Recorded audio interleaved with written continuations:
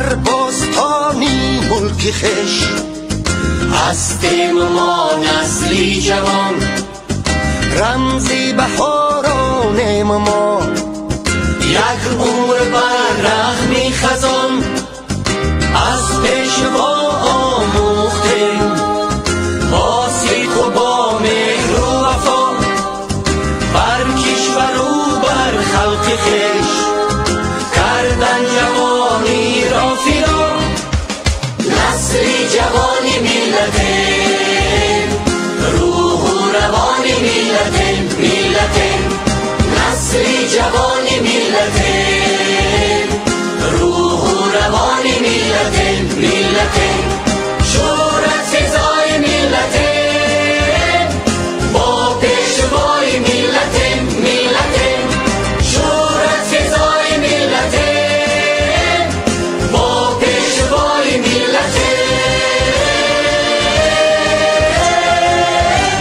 اختصاصم بر کار و ملک روشن میکنم. من طبیبم، حفظ جانی خلقی میهن میکنم. کارسازم از دل کوه و کمر ره میبرم. با هواپیمای خود هر سوی عالم میپرم. من گیاه آگم بجویم گنج های کشورم. دهقانم دانه پاشم از برای کشورم. کارگر هستم ببین تو قدرتی بازوی من که معمارم شناس از روی شهرم روی من. پشت و پناهی ما وطن، پشت و پناهش ماستیم، سر پیش پایش ماندهیم، در خدمتش برپاستیم. ما را برای زندگی هر پیشه و کار بود، یک پیشه اما مشترک ما را وطن داری بود.